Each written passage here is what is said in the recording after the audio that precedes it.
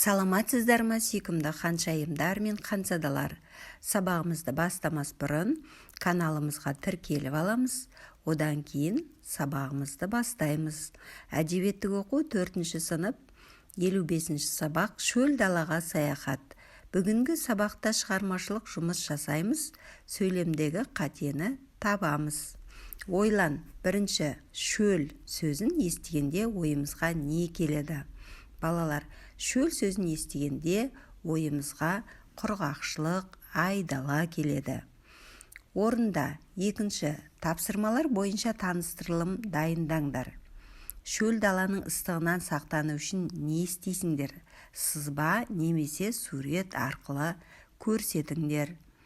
Шөл даланың ыстығынан сақтану үшін оған қажетті заттарды бірге алып шығамыз.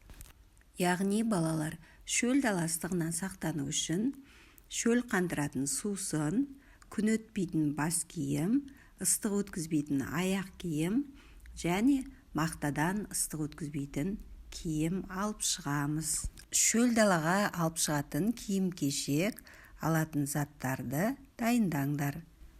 Олар шөлді жерде алып жүретін құралдар: күннен қорғайтын көзілдірік, сусын, құты, жиналмалы шатыр, қол шатыр, таяқ, компас және жолдорба.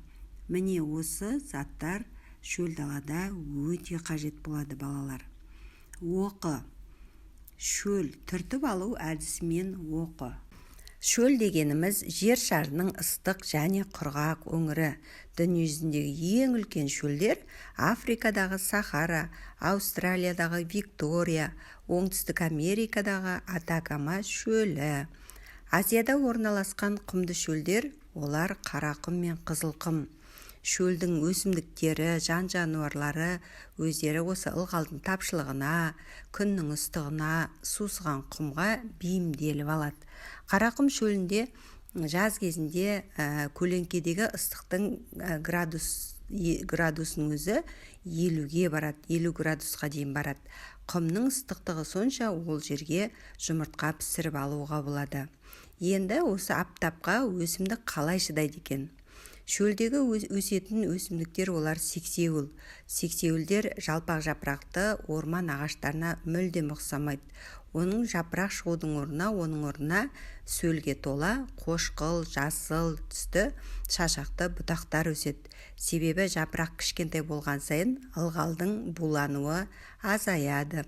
Өсімдіктер үстіп аптап ыстыққа өздерінің қалыптасқан өмірлерін сүреді. Шөл өсімдіктерінің көбісі ерте көктемде немесе күз түскен кезде тіршілік етеді. Ерте көктемде құмның арасы кілем сияқты құлпырып, әртүрлі түске енеді. Кейін ол күн түскен кезде ол кілем жасыл жапырақтың бәрі сарғайып, тез күйдіріп жібереді күн. Бірақ өсімдіктер оған жеңгілдеп тұқымын шашып алады. Шөлдің жәндіктері ыстықта пана табудың жолдарын біліп алған. Олар күндіз дем алады да, ұйықтайды да, түнде күнкөріс қамына кіреді. Мысалы, мына суретке қарайтын болсақ, бұнда кесіртке қатып тұр. Ол құйрығын бұлаң еткізіп бір қозғалтып, қоңызбен көбелекті аңдуда.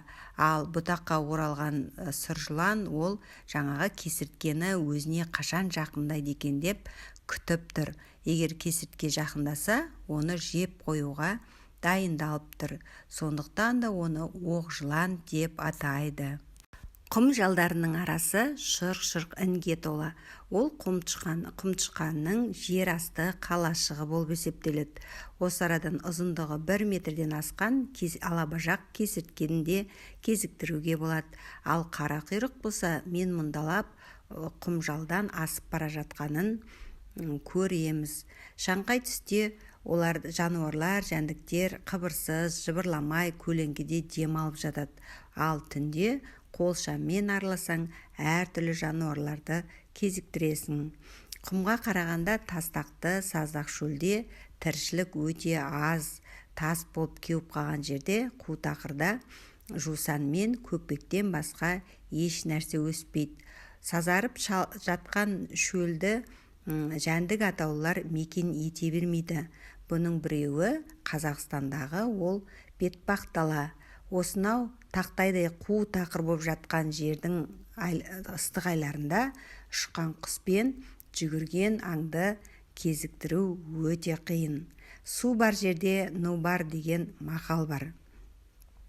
Су дегеніміз ол шөлдің кейпін өзгертіп, гүлдей жайнатып, құлпыртып жібереді. Шырынды жемістер, қауын қарбыздар судың қуатымен, күннің қуатымен пісіп жетіледі. Жердің шөлін қандыру үшін адамдар ерте заманнан тоған байлап, арық қазып, суармалы егістерді пайдаланып келген. Жыл сайын шөл даланың игерілген бөлігі молая түсуде. Балалар, әңгіменің түсіндік деп ойлаймын. Бұл әңгімеде әредік деген сөз кейде деген мағынаны білдіреді. 4. Шөл өсімдіктерінің қандай ерекшелігі бар? 5. Бетпақдаланың сипатын тауып оқы. 6. Шөл даланы игеру дегенді қалай түсінесің?